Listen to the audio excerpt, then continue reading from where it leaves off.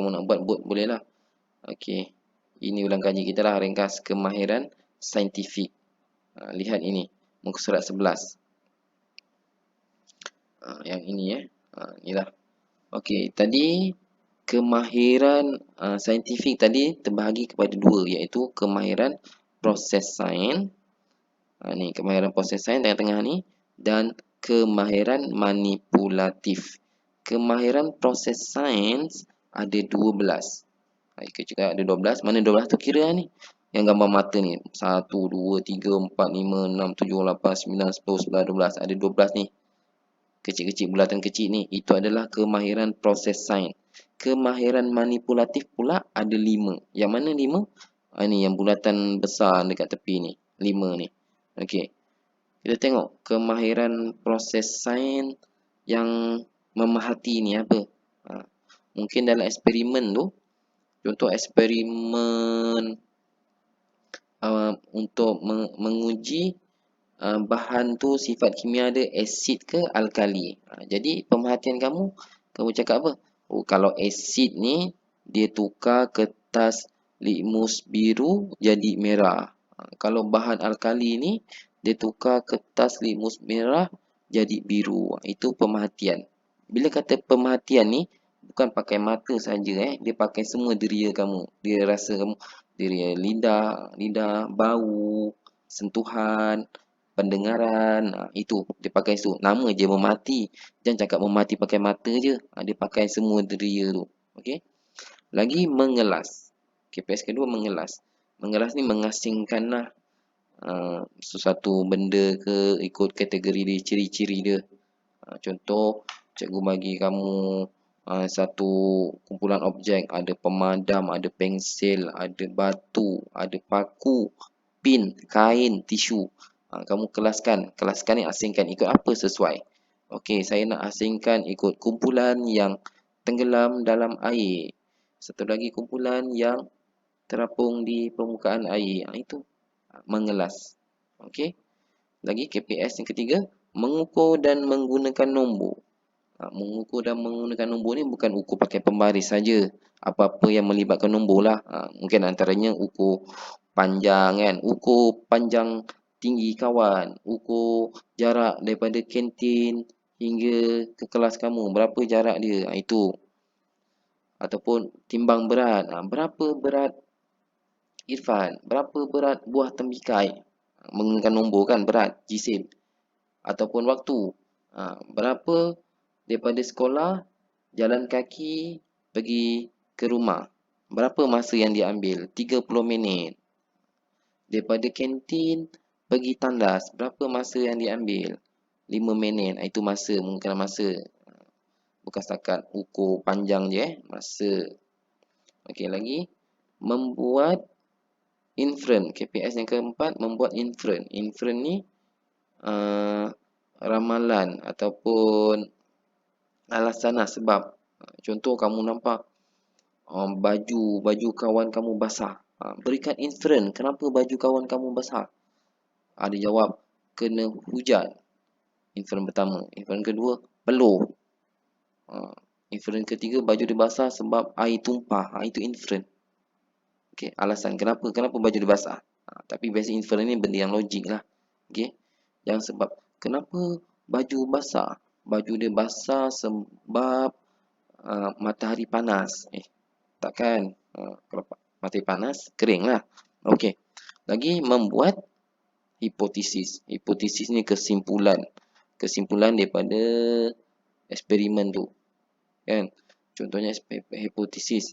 Semakin banyak sudu bilangan gula kita masukkan dalam air kopi, semakin manis air kopi itu. Itu hipotesis. Semakin bertambah garam kita masukkan dalam kuah kari, semakin masin kuah kari itu. Betul lah kan? Satu sudu letak masin. Letak 2 sudu garam, lagi masin. Letak 5 sudu garam, paling sangat masin. Itu hipotesis. Okey, lagi meramal. Meramal ni benda kita yang tak terjadi tapi kita boleh andaikan. Walaupun ramalan ni tak tepat, tapi dia hampir-hampir lah. Jangan jauh sangat kan. Contoh ramalan macam mana? Ramalan buat contoh dia, kalau apa, satu ekor ayam bertelur, dia bertelur 5 biji telur. Kalau 2 ekor ayam berapa? Dah jadi 10 biji telur. Kalau 5 biji 5 ekor ayam berapa telur? Ramalan. Jadi jawapan kamu mestilah lebih banyak daripada 10 biji. Jangan ramalan kamu ada 5 ekor ayam, telur dia ada 3 je. Mana boleh lagi sikit. Tapi janganlah banyak-banyak. Jangan 5 ekor ayam, telur dia ada 1 juta, 1000. Itu yang tak logik. Walaupun banyak tapi tak logik. Okey, biar ramalan ni benda yang logik. Okey, berkomunikasi. Berkomunikasi ni kita bukan bercakap je lah, mentafsir apa yang hasil eksperimen kamu tadilah. Kamu boleh bercerita, kongsi data. Okey, kenapa objek itu tenggelam dalam air. Cakaplah kenapa objek itu timbul. Okey. Menggunakan hubungan ruang dan masa. Maksudnya kalau cerita semakin jauh jarak rumah dengan sekolah kan, semakin lama masa yang diambil untuk sampai ke sekolah. Macam itulah menggunakan hubungan. Semakin lambat saya tidur, semakin lambatlah saya bangun tidur. Itu okey, mentafsir data. KPI seterusnya mentafsir data. Daripada data tu kamu dapat bercakap, kamu dapat tahu apa dia kan. Ada 10, ada graf, contoh graf. Okey, kamu dapat tahu okey graf ni ada 5 hari hujan, ada graf ni ada tak hujan langsung. Kan ada graf. Definisi secara operasi ini macam membuat perumpamaan lah. Mengawal pemboleh ubah. Mengawal pemboleh ubah ni, kamu ada 3 jenis pemboleh ubah kan.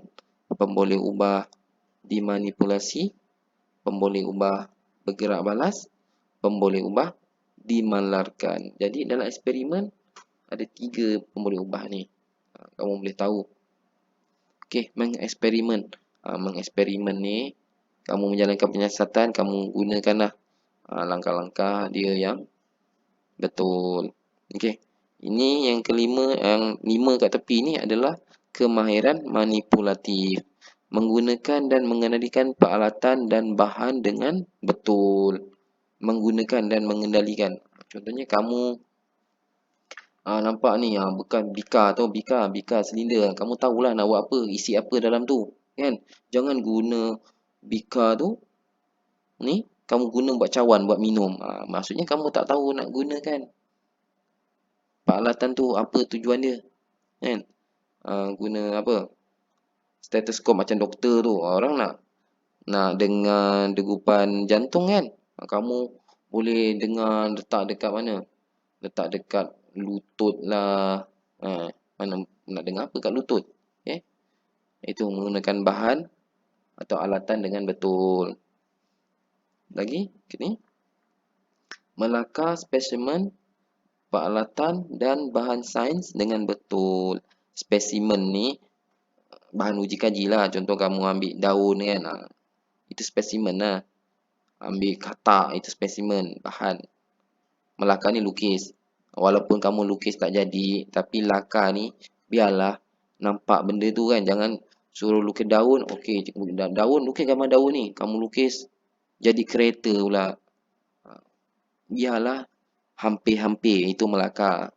Melakar tu bukan daun je, kamu boleh lukis peralatan sains. Contoh lukis bika, jadilah bika. Jangan lukis-lukis jadi pinggan. Lukis-lukis jadi cawan pula. Lukis apa lagi? Binocular, teropong tu. Lukis apa, mikroskop yang buat teropong tengok kuman tu kan. Kamu lukis biar jadi betul bentuk tu. Walaupun tak jadi sangat, tapi hampir-hampir lah. Okey, lagi. Mengendalikan spesimen dengan betul dan cermat. Spesimen ni bahan-bahan lain lah, macam daun ke, belalang ke, katak ke, berudu, jentik-jentik. Itu spesimen, kita panggil spesimen. Jadi kamu tahu nak kendalikan dia macam mana. Kalau nak letak dia dalam bekas, biarlah bekas tu bertutup kan. Yang ada lubang udara lah kalau belalang. Jangan nanti simpan-simpan dia mati kering. Simpan dalam bekas tapi bekas tu tak tutup. Terbanglah belalang tu. Okey. Lagi menyimpan peralatan dan bahan sains dengan betul dan selamat.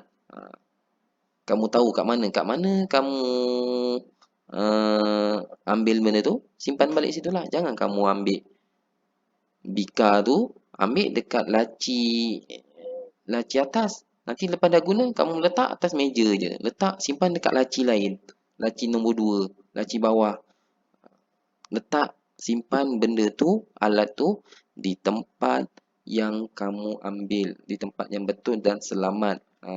Jangan letak kat lantai, tak selamat. Orang jalan-jalan, terpijak, terlanggar, pecah, kena pijak kaki, luka. Kan? Simpan tempat yang asal lah. Nanti tak adalah orang lain masuk. Semalam ada kat sini. Memang sekarang tak ada, simpan tempat lain. Okey. Yang terakhir, kemahiran manipulatif ni membesih peralatan dan bahan sains dengan betul dan selamat. Lepas dah guna-guna bika tu, basuhlah. Okey. Basuh bersih-bersih. Kalau kadang kita buat eksperimen tu, kita masukkan air longkang lah, air lumpur lah. Okey, jadi basuh kat sinki bersih-bersih. Kalau ada sabun boleh pakai, nak hilangkan kotor tu pakailah sabun. Okey. Bersihkan, kadang sudu, kita pakai sudu, bersihkan sudu. Bekas-bekas plastik kan yang boleh basuh, yang boleh bersihkan. Okey. Bersihkan dengan betul dan selamat. Kalau bahan cecair, buang dalam sinki dengan air yang terbuka. Okey. Itu sahaja untuk kemahiran